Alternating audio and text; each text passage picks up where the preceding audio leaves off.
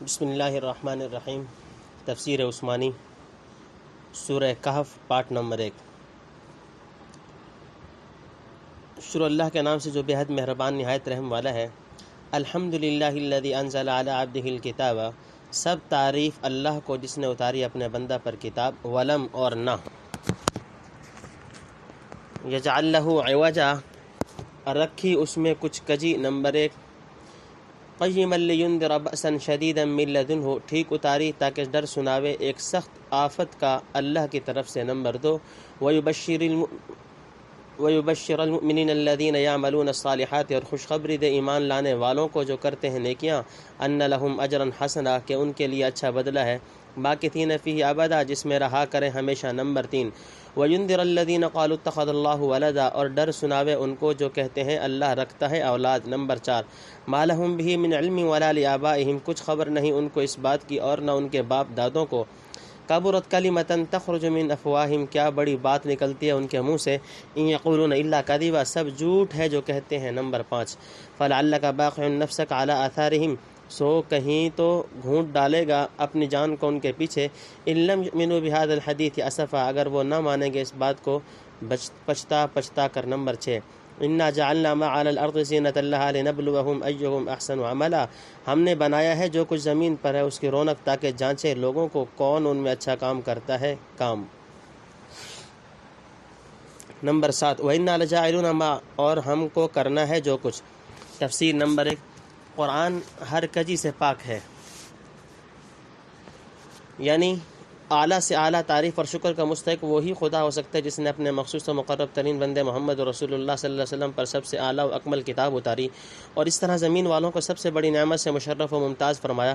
بے شک اس کتاب میں کوئی ٹیڑھی ترچھی بات نہیں، عبارت انتہائی سریح فصیح، اسلوب بیان نہایت مؤثر و شگفتہ، تعلیم نہایت متوسط و معتدل، جو ہر زمانہ اور ہر طبیعت کے مناسب اور عقل سلیم کے بالکل مطابق ہے، کسی قسم کی افراط و تفرید کا اس میں شائبہ نہیں، نمبر 2۔ قرآن کفار کو ڈر سنانے کے لیے ہے، یعنی تکذیب کرنے والوں پر جو سخت آفت دنیا یا آخرت میں خداوند قہار کی طرف سے آنے والی ہے اس سے یہ کتاب آگاہ کرتی ہے۔ تنبیہ، قیمن کو بعض نے بمعنی مستقیم لے کر محض مضمون سابق کی تاکید قرار دی ہے، یعنی کتنا ہی غور کرو ایک بال برابر کجی نہیں پاؤ گے، مگر فرا نے اس لفظ کے معنی قیمن علی سائر الکتب السماویہ، یعنی تمام کتب سماویہ کی صحت و تصدیق پر مہر کرنے والی اور ان کی اصولی تعلیمات کو دنیا میں قائم رکھنے والی۔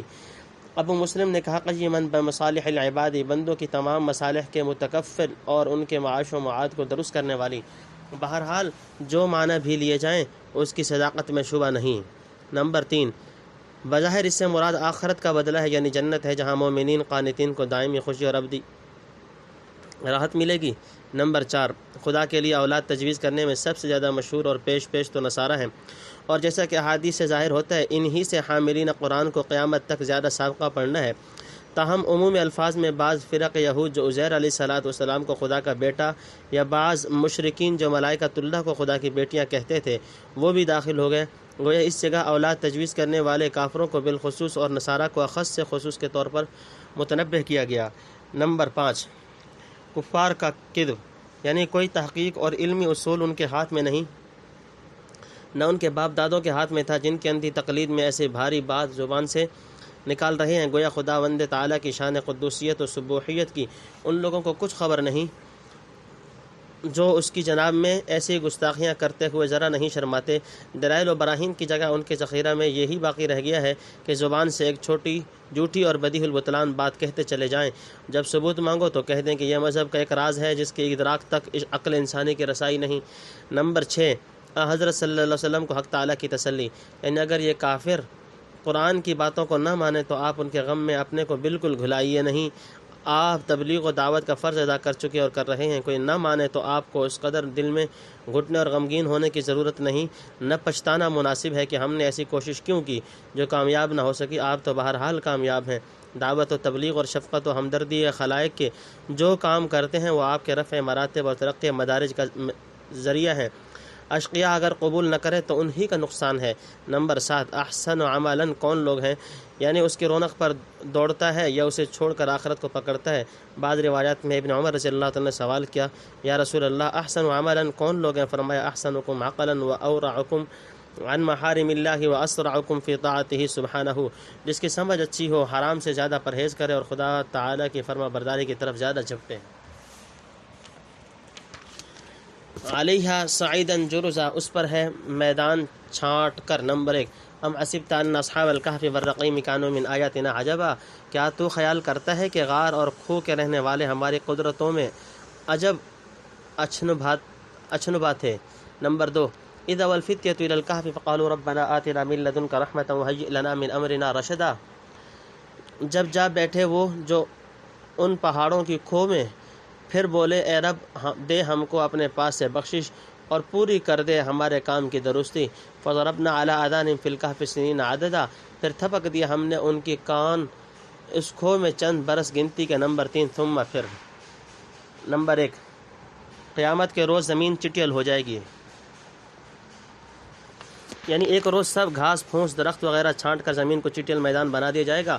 جو لوگ اس کے بناؤ سنگھار پر ریجھ رہے ہیں وہ خوب سمجھ لیں کہ یہ زرق برق کوئی باقی رہنے والی چیز نہیں۔ دنیا کے زمینی سامان خواہ کتنے ہی جمع کر لو اور مادی ترقیات سے ساری زمین کو لالہ و گلزار بنا دو، جب تک آسمانی ہدایت اور روحانی دولت سے تہی دست رہو گے، حقیقی سرور و طمانینت اور ابدی نجات و فلاح سے ہم آغوش نہیں ہو سکتے۔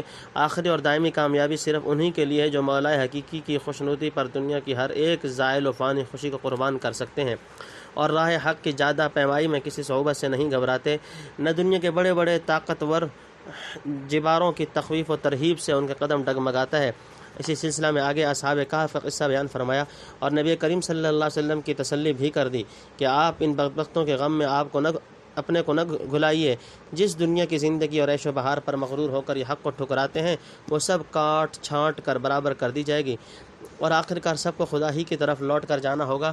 اس وقت سارے جھگڑے چکا دیے جائیں گے۔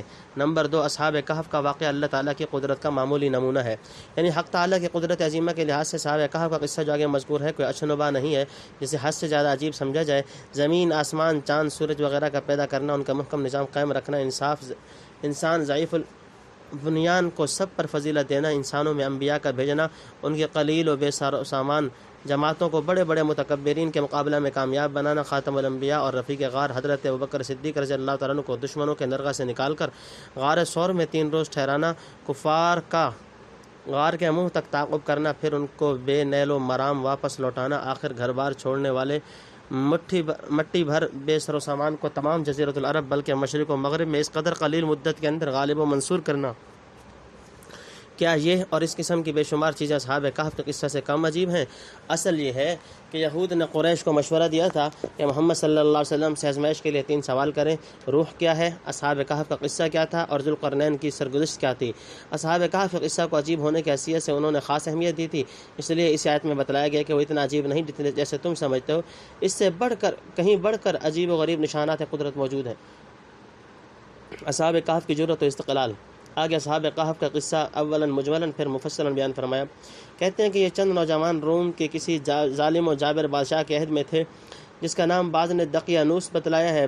بادشاہ سخت غالب بت پرست تھا اور جبر و اکراہ سے بت پرستی کی اشاعت کرتا تھا۔ عام لوگ سختی اور تکلیف کے خوف اور چند روزہ دنیاوی منافع کی طمع سے اپنے مذہب کو چھوڑ کر بت پرستی اختیار کرنے لگے، اور اس وقت چند نوجوانوں کے دلوں میں جن کا تعلق عمائد سلطنت سے تھا، خیال آیا کہ ایک مخلوق کی خاطر خالق کو ناراض کرنا ٹھیک نہیں۔ ان کے دل خشیت الہی اور نور تقوی سے بھرپور تھے۔ حق تعالیٰ نے انہیں صبر و استقلال اور توکل و تبتل کی دولت سے انہیں مالا مال کیا تھا۔ بادشاہ کے روبرو جا کر بھی انہوں نے لن ندعو من دونہ الہا لقد قلنا اذا شططا کا نعرہ مستانہ لگایا اور ایمانی جرأت و استقلال کا مظاہرہ کر کے دیکھنے والوں کو مبہوت و حیرت زدہ کر دیا۔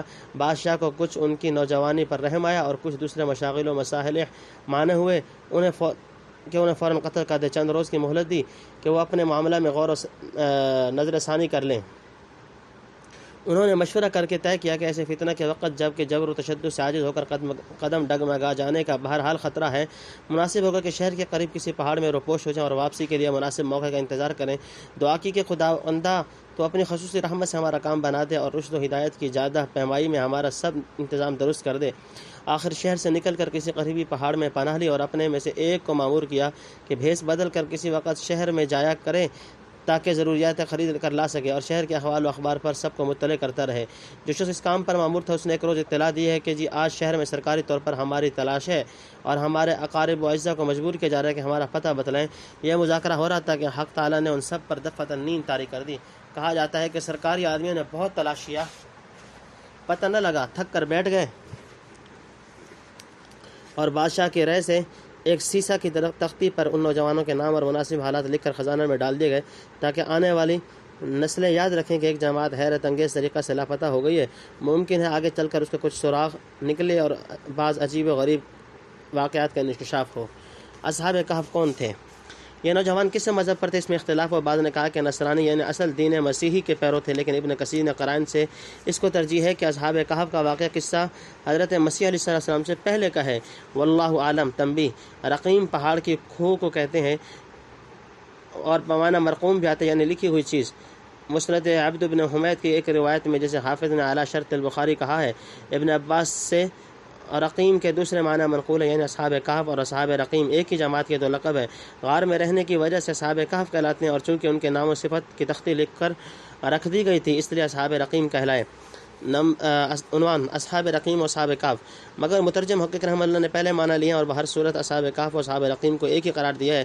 بعض علماء کی رائے ہے کہ اصحاب رقیم کا قصہ قرآن میں مذکور نہیں، محض عجیب ہونے کے لحاظ سے اصحاب کہف کے تذکرہ میں اس کا حوالہ دے دیا گیا ہے، اور فی الحقیقت اصحاب رقیم کھو والے وہ 3 شخص ہیں جو بارش سے بھاگ کر غار میں پناہ گزین ہوئے تھے۔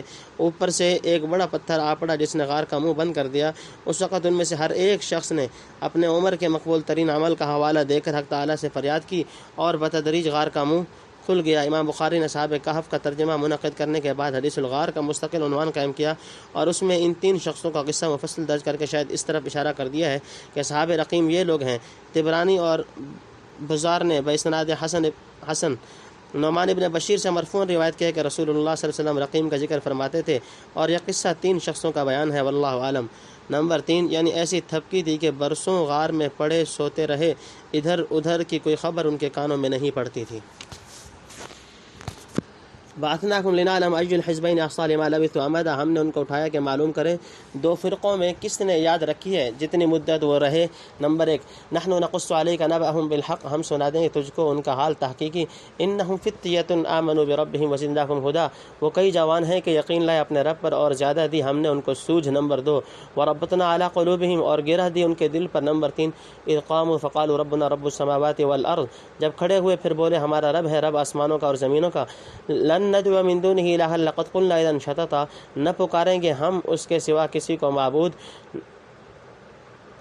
نہیں تو کہیں ہم نے بات عقل سے دور۔ نمبر 4 ہؤلاء قوم اتخذوا من دونی آلہہ، یہ ہمارے قوم میں ٹھہرا لیے انہوں نے اللہ کے سوا اور معبود۔ لولا یاتون علیہم بسلطان بین، کیوں نہیں لاتے ان پر کوئی سند کھلی۔ فمن اظلم ممن افتری علی اللہ کذبا، پھر اس سے بڑا گناہ گار کون جس نے باندھا اللہ پر جھوٹ۔ نمبر 5 وَإِذْ اعْتَزَلْتُمُوهُمْ وَمَا يَعْبُدُونَ إِلَّا اللَّهَ فَأْوُوا إِلَى الْكَهْفِ، اور جب تم نے کنارہ کر لیا ان سے اور جن کو وہ پوجتے ہیں اللہ کے سوا تو اب جا بیٹھو اس کھو میں۔ تفسیر نمبر 1 اصحاب کہف کی نیند کی مدت۔ سالہ سال کے بعد حق تعالیٰ نے ان کو جگا دیا تاکہ ظاہر ہو جائے کہ اختلاف کرنے والوں میں سے کس نے ان کی مدت نوم کا زیادہ صحیح اندازہ رکھا۔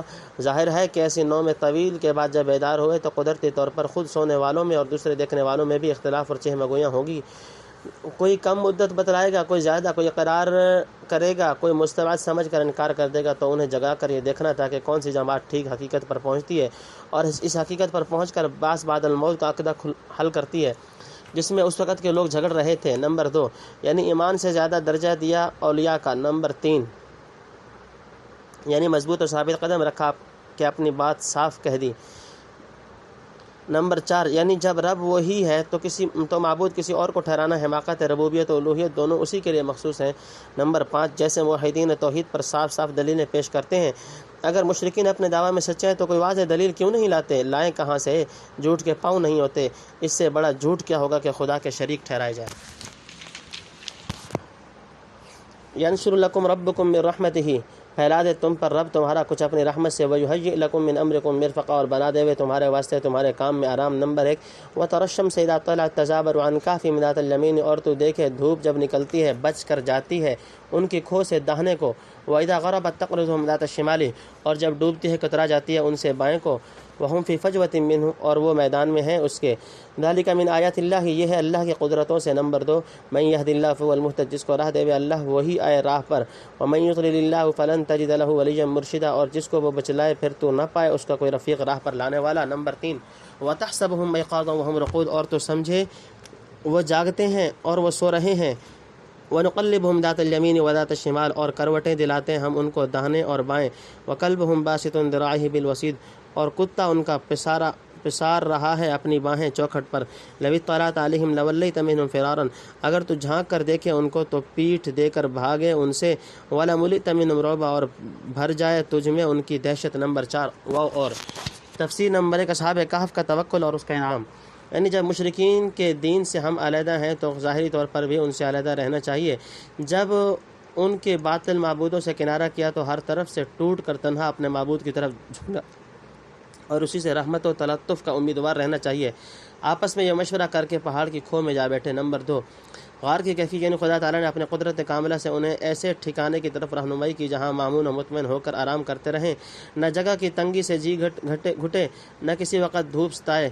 غار اندر سے کشادہ اور ہوادار تھا، اور جیسا کہ ابن کثیر نے لکھا کہ شمال رویا ہونے کی وجہ سے ایسی وضع و حیت پر واقع تھا جس میں دھوپ بقدر ضرورت پہنچتی اور بدون اجازت دیے نکل جاتی تھی۔ نمبر 3، یعنی ظاہری و باطنی رہنمائی سب اسی کے قبضہ میں ہے۔ دیکھ لو جب دنیا بچل رہی تھی کس طرح اصحاب کہف کو راہ ہدایت پر ثابت قدم رکھا، اور ظاہری طور پر بھی کیسے عجیب غار کی راہ بتلائی۔ نمبر 4، اصحاب کہف کی نیند اور ان کی ظاہری حالت۔ کہتے ہیں سوتے میں ان کی آنکھیں کھلی رہتی تھیں، اور اس قدر طویل نیند کا اثر ان کے ابدان پر ظاہر نہیں ہوا۔ اس سے کوئی دیکھے تو سمجھے جاگتے ہیں، اور حق تعالیٰ نے ان لوگوں میں شان ہیبت و جلال اور اس مکان میں دہشت رکھی تاکہ لوگ تماشا نہ بنائیں کہ وہ بے آرام ہوں۔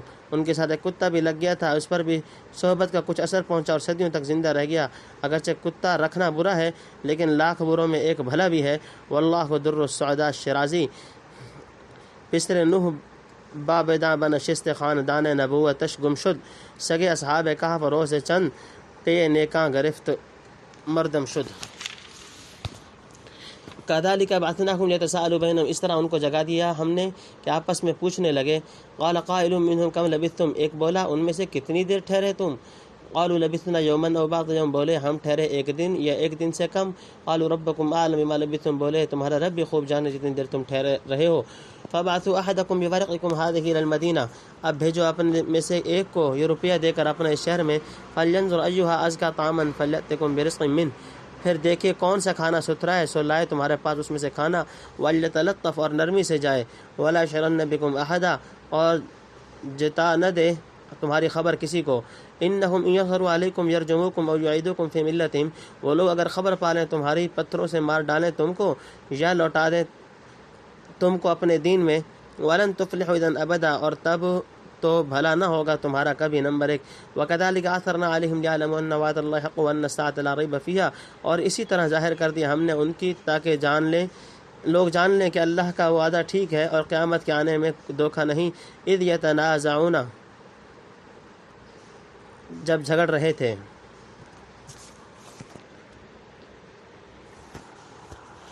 تفسیر نمبر 1، اصحاب کہف کا جاگنا اور گفتگو کرنا۔ جس طرح اپنے قدرت سے اتنی لمبی نیند سلایا اور اس طرح بر وقت جگایا، اٹھے تو آپس میں مذاکرہ کرنے لگے کہ ہم کتنی دیر سوئے ہوں گے۔ بعض نے کہا ایک آدھ دن، یعنی بہت کم۔ دوسرے بولے کہ یہ تو خدا ہی کے علم میں ہے کہ ہم کتنی مدت سوئے ہیں۔ اب تم اپنا کام کرو، ایک آدمی کو یہ روپیہ دے کر شہر بھیجو کہ وہ کسی دکان سے حلال اور ستھرا کھانا دیکھ کر خرید لائے۔ یہ ضروری ہے کہ اسے نہایت ہوشیاری سے جانا آنا اور نرمی اور تدبیر سے معاملہ کرنا چاہیے کہ کسی شہر والے کو ہمارا پتہ نہ لگے، ورنہ بڑی سخت خرابی ہوگی۔ اگر ظالم بادشاہ کو پتہ چل گیا تو ہم کو یا سنسار کیا جائے گا یا بجبر و اکراہ دین حق سے ہٹا دیا جائے گا۔ الیاذ باللہ ایسا ہوا تو جو اعلیٰ کامیابی و فلاح ہم چاہتے ہیں وہ کبھی حاصل نہ ہو سکے گی، کیونکہ دین حق سے پھر جانا گو بجبر و اکراہ ہو اولو العزم مومنین کا کام نہیں ہو سکتا۔ تنبیہ، میرے نزدیک یومن او بعض یومن محض تقلیل مدت سے کنایہ ہے، نیند سے اٹھ کرتے ہیں طویل مدت بھی ان کو قلیل محسوس ہوئی۔ سچ ہے مردہ اور سوتا برابر ہے۔ یومن او بعض یوم کا حرف او کے ساتھ استعمال ایسا سمجھو جیسے سورہ مومنون میں کم لبثتم فی الارض عدد سنین قالوا لبثنا یومن او بعض یوم فاسأل العادین، سورہ مومنون رکوع نمبر 6۔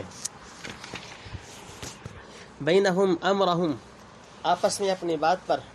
نمبر 1، قالوا بنوا علیہم بنیانا، پھر کہنے لگے بناؤ ان پر ایک عمارت۔ ربہم اعلم بہم، ان کا رب خوب جانتا ہے ان کا حال۔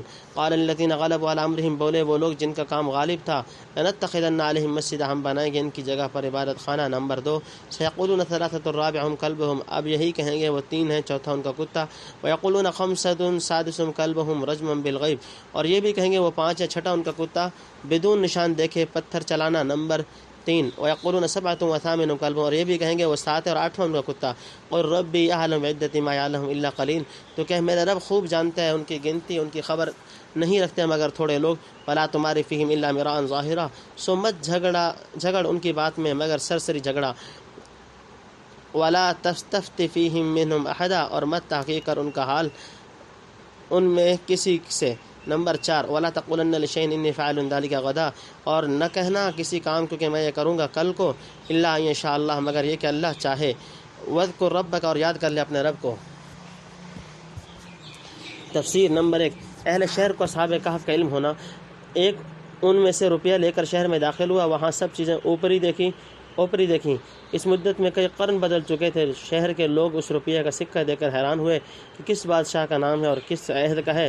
سمجھے کہ اس شخص نے کہیں سے پرانا گڑا ہوا مال پا لیا۔ شدہ معاملہ بادشاہ تک پہنچا۔ اس نے وہ پرانی تختی طلب کی جس میں چند نام اور پتے لکھے تھے کہ یہ لوگ دفعتاً نامعلوم طریقے سے فلاں سن میں غائب ہو گئے ہیں۔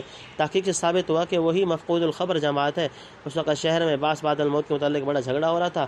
کوئی کہہ رہا تھا کہ مرنے کے بعد جینا نہیں، کوئی کہتا تھا کہ محض روحانی باس ہے جسمانی نہیں، کوئی معاد روحانی و جسمانی دونوں کا قائل تھا۔ بادشاہ وقت حق پرست اور منصف تھا، چاہتا تھا کہ ایک طرف کی کوئی ایسی نظیر ہاتھ لگے جس سے سمجھانے میں آسانی رہے اور استبعاد عقلی کم ہو۔ اللہ نے یہ نظیر بھیج دی۔ اس واقعے سے آخرت پر استدلال۔ آخر منکرین آخرت بھی یہ حیرت انگیز ماجرا دیکھنے سننے کے بعد آخرت پر یقین لائے۔ یہ نظارہ خاص طور پر ان کے طبائع پر اثر انداز ہوا۔ سمجھے کہ حق تعالیٰ نے ہم کو تنبیہ کی ہے کہ یہ قصہ بھی دوسری بار جینے سے کم نہیں۔ تنبیہ، بعد نے اذ یتنازعون بینہم امرہم کا مطلب یہ لیا کہ حق تعالیٰ نے اصحاب کہف کے حال سے لوگوں کو اس وقت آگاہ کیا کہ جب کہ اصحاب کہف کے متعلق چرچے اور جھگڑے ہو رہے تھے کہ وہ چند نوجوان جنہیں مدت دراز سے سنتے ہیں کہ یک بیک غائب ہو گئے تھے، پھر کچھ پتہ نہ چلا کہاں گئے ہوں گے، کہاں ان کی نسل پھیلی ہوگی۔ اب تک تو زندہ تو کیا ہوتے، سب مر گل کر برابر ہو گئے ہوں گے۔ اس مسئلہ میں کوئی کچھ کہتا تھا اور دوسرا کچھ خیال ظاہر کرتا تھا۔ دفعتاً حق تعالیٰ نے حقیقت سے پردہ اٹھایا اور سب اختلافات ختم کر دیے۔ نمبر 2، غار کی جگہ یادگار کی تعمیر۔ یہ پتہ نہیں کہ اس کے بعد اصحاب کہف زندہ رہے، انتقال کر گئے۔ انتقال ہوا تو کب ہوا، زندہ رہے تو کب تک رہے یا کب تک رہیں گے۔ بہرحال اہل شہر نے ان کے عجیب و غریب احوال پر مطلع ہو کر فرط عقیدت سے چاہا کہ غار کے پاس کوئی مکان بطور یادگار تعمیر کرتے جس سے زائرین کو سہولت ہو۔ اس میں اختلاف رائے ہوا ہوگا کہ کس قسم کا مکان بنایا جائے۔ اس اختلاف کے تفاصیل تو خدا ہی کو معلوم ہے، اور یہ بھی اس کے علم میں ہے کہ یہ تجویز ان کی موت کے بعد ہوئی یا اس سے قبل دوبارہ نیند طاری ہونے کی حالت میں، اور لوگوں کو غار تک پہنچ کر ان کی ملاقات میسر ہو سکی یا نہیں۔ تاہم جو بارسوخ اور ذی اقتدار لوگ تھے ان کی رائے یہ قرار پائی کہ غار کے پاس عبادت گاہ تعمیر کر دی جائے۔ اصحاب کہف کی نسبت بجز اس کے کہ پکے موحد اور متقی تھے، یقینی طور پر نہیں کہا جا سکتا کہ کس نبی کی شریعت کے پیروکار تھے، لیکن جن لوگوں نے معتقد ہو کر وہاں مکان بنایا وہ نصارہ تھے۔ ابو حیان نے بحر محیط میں اصحاب کہف کا مقام متعین کرنے کے لیے متعدد اقوال نقل کیے ہیں۔ من شاء فلیراجع۔ نمبر 3، اصحاب کہف کی تعداد، یعنی سامعین اصحاب کہف کا قصہ سن کر جیسا کہ لوگوں کی عادت ہے اٹکل کے تیر چڑھائیں گے۔ کوئی کہے گا وہ 3 تھے چوتھا کتا تھا، کوئی 5 بتلا کر چھٹا کتے کو شمار کرے گا، لیکن یہ سب اقوال ایسے ہیں جیسے کوئی بے نشانہ دیکھے پتھر چلاتا رہے۔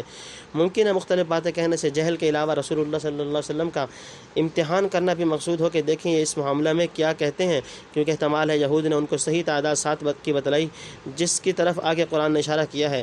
نمبر 4، اصحاب کی تعداد کے بارے میں ابن عباس کی روایت، یعنی اس قسم کی غیر معتدبی باتوں سے زیادہ جھگڑنا لا حاصل ہے۔ عدد کے معلوم ہونے سے کوئی اہم مقصد متعلق نہیں، جتنی بات خدا نے بتلا دی اس سے زیادہ تحقیق کے درپے ہونا یا جس قدر تردید خدا تعالیٰ کر چکا اس سے زیادہ جھگڑنا اور تردید کرنا فضول ہے۔ ابن عباس رضی اللہ عنہ نے فرمایا کہ میں ان قلیل لوگوں میں سے ہوں جنہوں نے سیاق قرآنی سے معلوم کر لیا کہ اصحاب کہف ساتھی تھے، کیونکہ حق تعالیٰ نے پہلے دو قول کو رجم بالغیب فرمایا، تیسرے قول کے ساتھ نہیں فرمایا۔ اس کے علاوہ اسلوب بیان بھی بدلا ہوا ہے، پہلے دونوں جملوں میں واو عطف نہ تھا، تیسرے میں وَسَامِنُهُمْ كَلْبُهُمْ عطف کے ساتھ لانے سے گویا اس پر زور دینا ہے کہ اس قول کا قائل پوری بصیرت و وثوق کے ساتھ واقعہ کی تفصیل سے واقف ہے۔ بعض نے اس کی تائید میں یہ بھی کہا ہے کہ پہلے قال قائل منہم کم لبثتم سے ایک قائل کا ہونا، اور قالوا لبثنا یوما الی آخر سے اس کے کم از کم 3 قائلین کا، پھر دوسرے قالوا ربکم عالم الی آخر سے ان کے علاوہ 3 اور قائلین کا ثبوت ملتا ہے۔ اس طرح کم از کم 7 آدمی ہونے چاہیے، کتا ان کے علاوہ رہا۔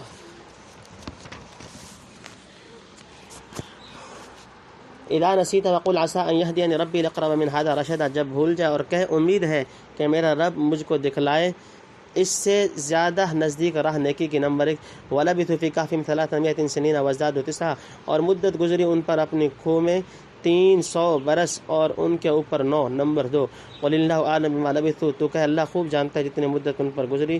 لَهُ غیب السماوات والارض، اسی کے پاس ہیں چھپے بھید آسمان اور زمین کے۔ اب صرف ہی واسمع، کیا عجیب دیکھتا اور سنتا ہے۔ نمبر 3 ما لهم من دونه من ولی، کوئی نہیں بندوں پر اس کے سوا مختار۔ ولا یشرک فی حکم احد، اور نہیں شریک کرتا اپنے حکم میں سے کسی کو۔ نمبر 4 وَاتْلُ مَا أُوحِيَ إِلَيْكَ مِنْ كِتَابِ رَبِّكَ، اور پڑھ جو وحی ہوئی تجھ کو تیرے رب کی کتاب سے۔ لا مبدل لکلمات، کوئی بدلنے والا نہیں اس کی باتیں۔ وَلَن تَجِدَ مِن دُونِهِ مُلْتَحَدًا، اور کہیں نہ پاوے گا تو اس کے سوا چھپنے کی جگہ۔ نمبر 5 وَاصْبِرْ نَفْسَكَ مَعَ الَّذِينَ، اور روکے رکھ اپنے آپ کو ان کے ساتھ جو يدعون ربهم بالغداة والعشي، پکارتے ہیں اپنے رب کو صبح اور شام، یریدون، طالب ہیں۔ تفسیر نمبر 1 اس واقعے کا نزول اور کلمہ انشاءاللہ کی اہمیت۔ اصحاب کہف کا قصہ تاریخی کتابوں میں نادرات میں لکھا تھا، ہر کسی کو کہاں خبر ہو سکتی ہے۔ مشرکین نے یہود کے سکھانے سے حضرت سے پوچھا، مقصود آپ صلی اللہ علیہ وسلم کی آزمائش تھی۔ حضرت نے وعدہ کیا کل بتا دوں گا، اس بھروسہ پر کہ جبرائیل آئیں گے تو دریافت کروں گا۔ جبرائیل 15 دن تک نہ آئے، حضرت نہایت غمگین ہوئے، مشرکین نے ہنسنا شروع کیا۔ آخر یہ قصہ لے کر آئے اور پیچھے نصیحت کی کہ آئندہ کی بات کے متعلق بغیر انشاءاللہ کے وعدہ نہ کرنا چاہیے، اگر ایک وقت بھول جائے تو پھر یاد کر کے کہہ لے، اور فرمایا امید رکھ تیرا درجہ اللہ اس سے زیادہ کرے، یعنی کبھی نہ بھولے۔ موجز القرآن یا اصحاب کہف کے واقعے سے زیادہ عجیب طور پر آپ کی حفاظت فرمائے اور کامیاب کرے، جیسا کہ غار ثور کے قصے میں ہوا۔ یہ واقعہ کہف سے زیادہ عجیب واقعات تو شواہد آپ کی زبان سے بیان کرائے۔ نمبر 2 نیند کی مدت، یعنی شمسی حساب سے پورے 300 سال کھو میں سوتے رہے اور قمری حساب سے 9 سال زیادہ ہوئے۔ یا 300 سال کے بعد ممکن ہے قدر نیند سے چونکے ہوں، پھر سو گئے اور 9 سال تک سوتے رہے۔ بعض علماء کی رائے یہ ہے کہ یہ 309 سال جاگنے کے بعد سے عہد نبی صلی اللہ علیہ وسلم تک کی مدت بیان فرمائی، یعنی لوگوں سے مل ملا کر پھر سو رہے، جس کو آپ صلی اللہ علیہ وسلم کے زمانہ تک اتنا عرصہ گزرا۔ واللہ عالم۔ لطیفہ، ہمارے زمانے میں صوبہ زیشوان میں ایک شخص 252 سال کی عمر رکھتا ہے، 24ویں شادی ابھی حال میں کی ہے۔ واہ۔ نمبر 3 اللہ کا علم و قدرت، جتنی مدت سو کر وہ جاگتے تھے تاریخ والے کئی طرح بتاتے تھے، سب سے ٹھیک وہی ہے جو اللہ بتائے۔ آسمان و زمین کے تمام پوشیدہ راز اسی کے علم میں ہے، کوئی چیز اس کی آنکھ سے اوجھل نہیں۔ نمبر 4 یعنی جس طرح اس کا علم محیط ہے، اس کی قدرت و اختیار بھی سب پر حاوی ہے، جیسے غیوب سماوات و ارض کے علم میں اس کا کوئی شریک نہیں، اختیارات و قدرت میں بھی کوئی سہیم و شریک نہیں ہو سکتا۔ نمبر 5 حضرت صلی اللہ علیہ وسلم کو تلاوت وحی کا حکم پہلے اصحاب کہف کے قصے پر فرمایا تھا، فلا تمار فیہم الا مراء ظاہرا ولا تستفت فیہم منہم احدا۔ مطلب یہ ہے کہ بیکار چیزوں میں زیادہ الجھنے اور کاوش کرنے کی ضرورت نہیں۔ آپ صلی اللہ علیہ وسلم اپنے فرض منصبی کے انجام دہی میں مشغول رہیے، یعنی جو جامع اور مانع اور کافی و شافی کتاب تیرے رب نے مرحمت فرمائی اسے پڑھ کر سناتے رہیے۔ خدا نے جو باتیں اس میں سنائی اور جو وعدے کیے، کوئی طاقت نہیں جو انہیں بدل یا ٹال سکے یا غلط ثابت کر سکے۔ اگر کوئی ان باتوں کو بدلنے کے درپے ہوگا یا اس کتاب کے حقوق ادا کرنے میں کوتاہی کرے گا، وہ خوب سمجھ لے کہ خدا کے مجرم کے لیے کہیں پناہ نہیں، ہاں وفاداروں کو پناہ دینے کے لیے اس کی رحمت وسیع ہے۔ دیکھ لو اصحاب کہف کو جو خدا کی باتوں پر جمے رہے، کیسی اچھی جگہ اپنے فضل سے عنایت فرمائی۔ وجہہ ولا تعد عیناک عنہم، اس کے منہ کے۔ نمبر 1 اور نہ دوڑیں تیری آنکھیں ان کو چھوڑ کر۔ ترید زینت الحیات الدنیا، تلاش میں رونق زندگانی دنیا کی۔ نمبر 2 وَلَا تُطِعْ مَنْ أَغْفَلْنَا قَلْبَهُ عَنْ ذِكْرِنَا وَاتَّبَعَ هَوَاهُ وَكَانَ أَمْرُهُ فُرُطًا، اور نہ کہا مان اس کا جس کا دل غافل کیا ہم نے اپنی یاد سے اور پیچھے پڑا ہوا ہے اپنی خوشی کے، اور اس کا کام ہے حد پر نہ رہنا۔ نمبر 3 وَقُلِ الْحَقُّ مِن رَبِّكُمْ، اور کہ سچی بات ہے تمہارے رب کی طرف سے۔ فَمَنْ شَاءَ فَلْيُؤْمِنْ وَمَنْ شَاءَ فَلْيَكْفُرْ، پھر جو کوئی چاہے مانے اور جو کوئی چاہے نہ مانے۔ نمبر 4 إِنَّا أَعْتَدْنَا لِلظَّالِمِينَ نَارًا أَحَاطَ بِهِمْ سُرَادِقُهَا، ہم نے تیار کر رکھی ہے گناہ گاروں کے واسطے آگ کے گھیر رہی ہیں ان کو اس کی قناتیں۔ نمبر 5 وَإِن يَسْتَغِيثُوا يُغَاثُوا بِمَاءٍ كَالْمُهْلِ يَشْوِي الْوُجُوهَ، اور اگر فریاد کریں گے تو ملے گا پانی جیسے پیپ بھون ڈالے منہ کو۔ بئس الشراب، کیا برا پینا ہے۔ وساعت مرتفقہ، اور کیا برا آرام ہے۔ نمبر 6 ان الذين آمنوا وعملوا الصالحات، بے شک جو لوگ یقین لائے اور کی نیکیاں، انا لا نضيع اجر من احسن عملا، ہم نہیں کھوتے بدلہ اس کا جس نے بھلا کیا کام۔ نمبر 7 اولئک لهم جنات عدن تجری من، ایسوں کے واسطے باغ ہیں بسنے کے بہتی ہیں۔ تفسیر نمبر 1 بغض صحابہ کی مدح انا للہ و انا الیہ راجعون، بعض صحابہ کی مدح اور فضیلت، یعنی اس کے دیدار اور خوشنودی حاصل کرنے کے شوق میں نہایت اخلاص کے ساتھ دائماً عبادت میں مشغول رہتے ہیں، مثلا ذکر کرتے ہیں، قرآن پڑھتے ہیں، نمازوں پر مداومت رکھتے ہیں، حلال و حرام میں تمیز کرتے ہیں، خالق و مخلوق دونوں کے حقوق پہچانتے ہیں، گو دنیاوی حیثیت سے معزز اور مالدار نہیں، جیسے صحابہ رضی اللہ تعالیٰ عنہ میں اس وقت عمار، صہیب، بلال، ابن مسعود وغیرہ رضی اللہ تعالیٰ عنہ تھے۔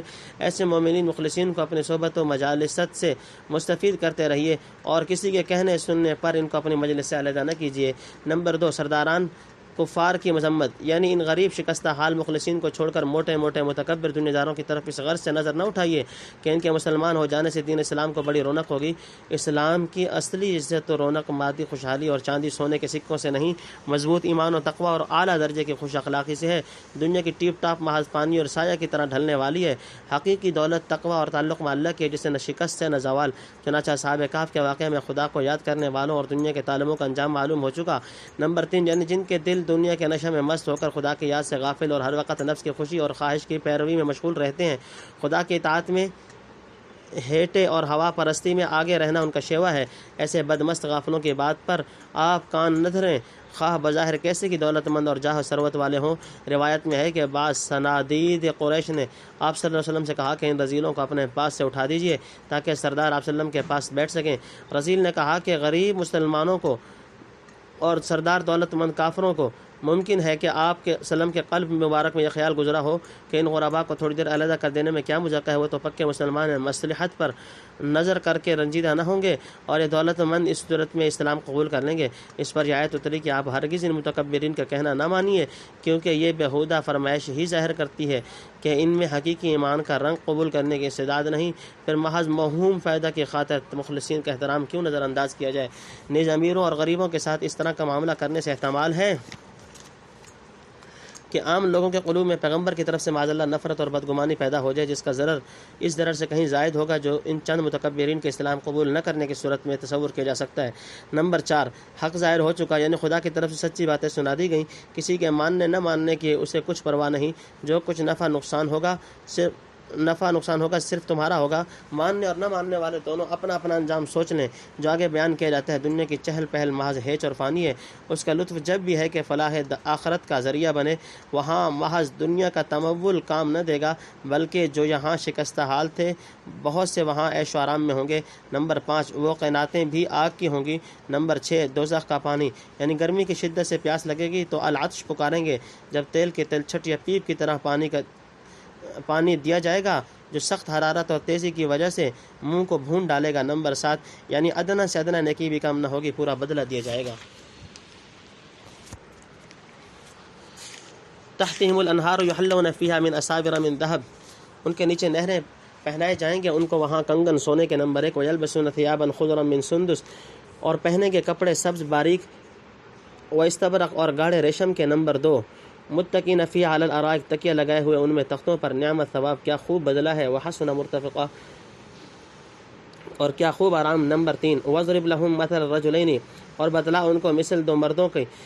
نمبر 4 جعلنا لأحدہما جنتین من اعناب، کر دیے ہم نے ان میں سے ایک کے لیے 2 باغ انگور کے۔ وحففناہما بنخل وجعلنا بینہما زرعا، اور گرد ان کے کھجوریں اور رکھی دونوں کے بیچ میں کھیتی۔ نمبر 5 کلتا الجنتین آتت اکلہا، دونوں باغ لاتے ہیں اپنا میوہ، ولم تظلم منہ شیئا، اور نہیں گھٹاتے اس میں کچھ سے کچھ۔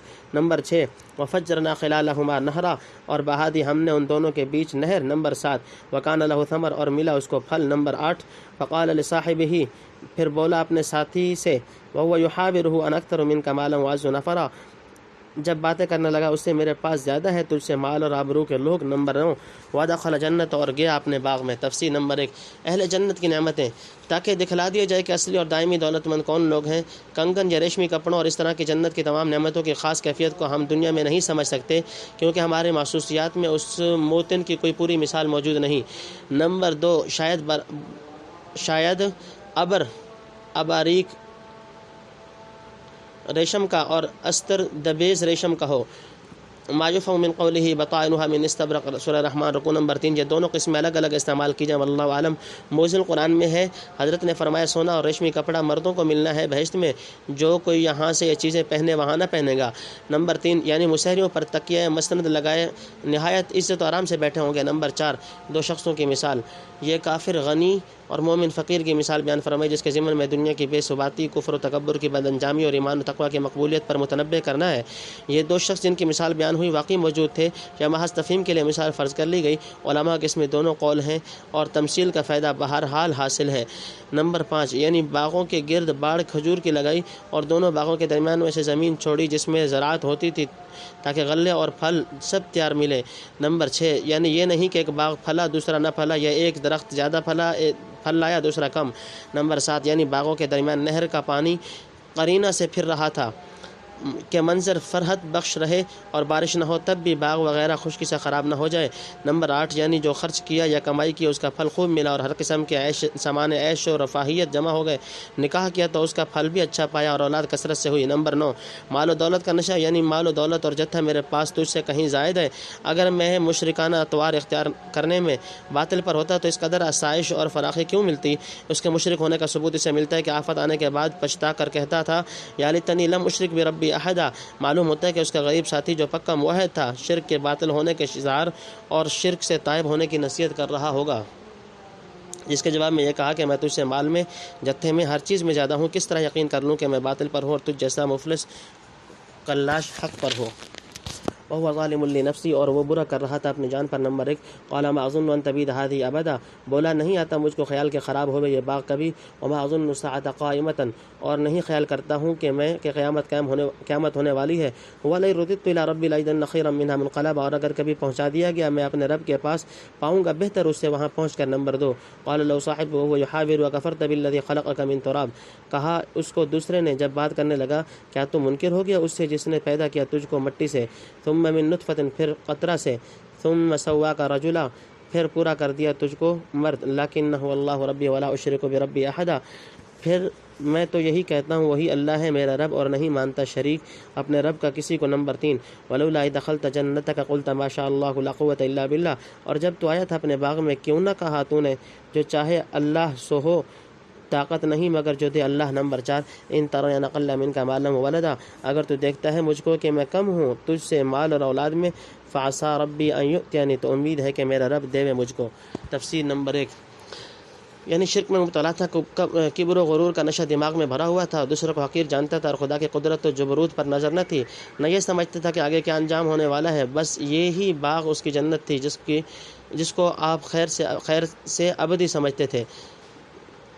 نمبر 2 مال کی وجہ سے آخرت سے انکار، یعنی اب تو آرام سے گزرتی ہے اور میں نے سب انتظامات ایسے مکمل کر لیے ہیں کہ میری زندگی تک ان باغوں کے تباہ ہونے کا بظاہر کوئی کھٹکا نہیں رہا بعد الموت قصہ سو اول، تو مجھے یقین نہیں کہ مرنے کے بعد ہڈیوں کے رزقوں کو دوبارہ زندگی ملے گی اور ہم خدا کے سامنے پیش کیے جائیں گے، لیکن اگر ایسا ہوا تو یقیناً مجھے یہاں سے بہتر سامان وہاں ملنا چاہیے۔ اگر ہماری حرکات خدا کو ناپسند ہوتی تو دنیا میں اتنی کشائش کیوں دیتا، گویا یہاں کی فراخی علامت ہے، وہاں بھی ہم عیش اڑائیں گے۔